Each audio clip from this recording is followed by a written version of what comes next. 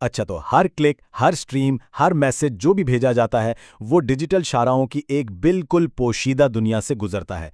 तो आज हम इसी पर्दे को हटाकर देखेंगे कि ये दुनिया आखिर चलती कैसे है, और ये भी समझेंगे कि नेटवर्क्स की निगरानी कैसे की जाती है और डेटा अपनी मंजिल तक कैसे पहुंचता है। जरा सोचें कि आपका राउटर बहुत ज़्यादा मसरूफ़ हो रहा है। वो कोई टेक्स्ट मैसेज तो नहीं भेजेगा कि भाई मैं ओवरलोड हो रहा हूँ। तो बड़ा सवाल ये बनता है कि सब कुछ रुक जाने से पहले किसी मसले को पकड़ा कैसे जाए। तो इसका जवाब मिलता है SNMP में, यानी सिंपल नेटवर्क मैनेजमेंट प्रोटोकॉल। इसे अपने नेटवर्क का चौकीदार समझ लें। ये एक ऐसा सिस्टम है जो एडमिन्स को अपने नेटवर्क में मौजूद तमाम डिवाइसेस की सेहत और कारकर्दगी पर नजर रखने में मदद करता है। तो SNMP काम कैसे करता है? इसका तरीका बहुत सादा है लेकिन नाकाबिल यकीन हद तक ताकतवर है। ये सब एक मैनेजर एजेंट मॉडल पे मबनी है। यूं समझ लें कि एक मरकजी कमांड सेंटर है और फील्ड में उसके एजेंट्स की एक टीम है। चलें इन किरदारों को थोड़ा तफसील से देखते हैं। मैनेजर एक मरकजी दिमाग की तरह है जो एक कंप्यूटर पर बैठा होता है, जिसे हम नेटवर्क मैनेजमेंट स्टेशन कहते हैं। यही वो है जो सारे सवालात पूछता है। दूसरी तरफ एजेंट जो हैं वो हर नेटवर्क डिवाइस के लिए कंप्यूटर के टास्क मैनेजर की तरह हैं। वो मुसलसल डेटा इकट्ठा कर रहे होते हैं, लेकिन वो सिर्फ तभी बोलते हैं जब उनसे कुछ पूछा जाए।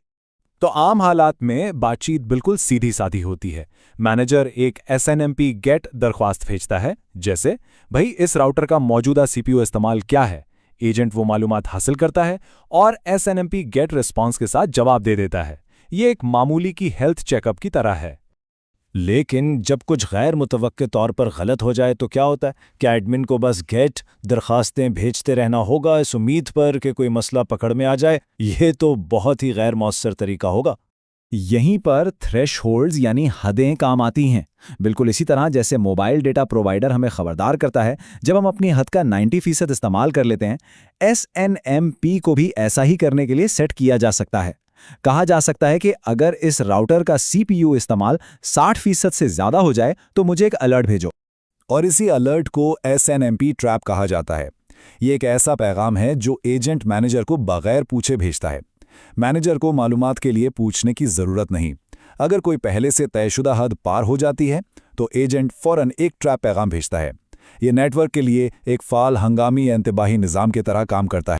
ठीक है, तो हमने ये तो सीख लिया है कि अपने डिवाइसेस को कैसे सुनना है और मसाइल को कैसे पकड़ना है। लेकिन ये तो सिर्फ आधी जंग है। जब हमारे पास एक सेहतमंद नेटवर्क हो तो हमें डेटा को ये भी बताना है कि कहाँ जाना है। ये वो जगह है जहाँ राउटिंग टेबल काम आती है। इसे डेटा पैकेट्स के लिए एक GPS समझ लें, और इस नक्शे को बनाने का एक तरीका स्टैटिक रूट्स के जरिए है। इसको इस तरह सोचें, जब कोई दूसरे शहर का सफ़र कर रहा हो तो क्या वो हर एक मोड़ के बारे में सोचता है या सिर्फ अगले बड़े हाईवे इंटरचेंज तक पहुंचने पर तवज्जो मरकूज करता है? राउटर्स को भी बिल्कुल इसी तरह की चॉइस का सामना करना पड़ता है। स्टैटिक राउटिंग में ये हिदायत देने के दो अहम तरीके हैं।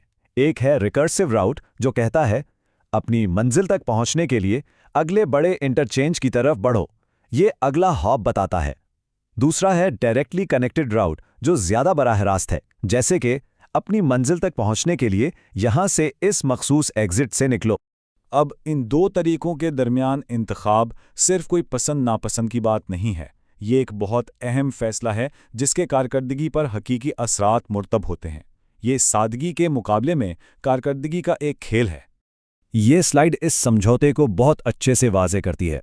रिकर्सिव राउट एक नेक्स्ट हॉप IP एड्रेस का इस्तेमाल करता है, जिसकी वजह से राउटर को 2 बार चेक करना पड़ता है और इससे CPU का इस्तेमाल ज्यादा होता है। दूसरी तरफ डायरेक्टली कनेक्टेड राउट एक एग्जिट इंटरफेस का इस्तेमाल करता है, जिसके लिए सिर्फ एक ही बार देखना पड़ता है, लेकिन ये ARP कैश में ज्यादा मेमोरी इस्तेमाल करता है। ये एक ऐसी मेज है जो IP एड्रेसेस को फिजिकल हार्डवेयर एड्रेसेस से मिलाती है और ये एक खास फीचर पर इन्हिसार करता है। चलें रिकर्सिव तरीके पर थोड़ी तवज्जो मरकूज करते हैं। सिर्फ एक पैकेट के लिए राउटर कितनी बार अपना नक्शा चेक करता है? जवाब है 2 बार। इसे रिकर्सिव लुकअप या डबल चेक कहा जाता है। पहले राउटर ये देखता है कि मंजिल तक पहुंचने के लिए नेक्स्ट हॉप क्या है, फिर इसे ये मालूम करने के लिए दोबारा देखना पड़ता है कि उस नेक्स्ट हॉप तक पहुंचने के लिए कौन सा एग्जिट इंटरफेस इस्तेमाल करना है। जरा तसव्वुर करें कि 1 मिलियन पैकेट्स भेजने के लिए 2 मिलियन लुकअप्स की जरूरत होगी। ये बहुत ज्यादा CPU पावर इस्तेमाल करता है। तो इस हिसाब से तो डायरेक्टली कनेक्टेड रूट ही बेहतर हुआ है ना? ये डबल चेक से बचता है, CPU बचाता है। लेकिन इतनी जल्दी नहीं, इसके अपने भी कुछ पोशीदा नुकसानात हैं। या मसला यह है, सीपीयू बचाने के लिए राउटर को हर एक मंजिल के लिए फिजिकल हार्डवेयर एड्रेस यानी मैक एड्रेस तलाश करना पड़ता है। अगर हजारों वेबसाइट से जुड़ रहे हैं तो राउटर की मेमोरी यानी एआरपी कैश हजारों इंदराजात से भर जाएगी। और सबसे अहम बात, ये प्रॉक्सी एआरपी नामी एक मददगार फीचर पर इन्हिसार करता है। प्रॉक्सी एआरपी एक ऐसा फीचर है जहां एक राउटर दूसरे डिवाइस की तरफ से एड्रेस की दरख्वास्तों का जवाब देता है। ये एक इस्तकबालिया की तरह है जो इमारत में मौजूद हर शख्स के लिए फ़ोन का जवाब दे रहा है। डायरेक्टली कनेक्टेड राउट के काम करने के लिए ये बिल्कुल ज़रूरी है। और यहीं पर असल मसला है। बहुत सी तंजीमों में प्रॉक्सी एआरपी को सिक्योरिटी वजूहात की बिना पर गैर फ़ाइल कर दिया जाता है। अगर ये फीचर बंद है तो डायरेक्टली कनेक्टेड राउट मुकम्मल तौर पर नाकाम हो जाता है, ये काम ही नहीं करेगा। तो इस सब का अहम नुक्ता क्या है? बात यह है कि नेटवर्किंग में कोई एक बेहतरीन जवाब नहीं होता। ये हमेशा समझौतों का खेल होता है, जहां एक फ़ायदे के लिए दूसरे को कुर्बान करना पड़ता है।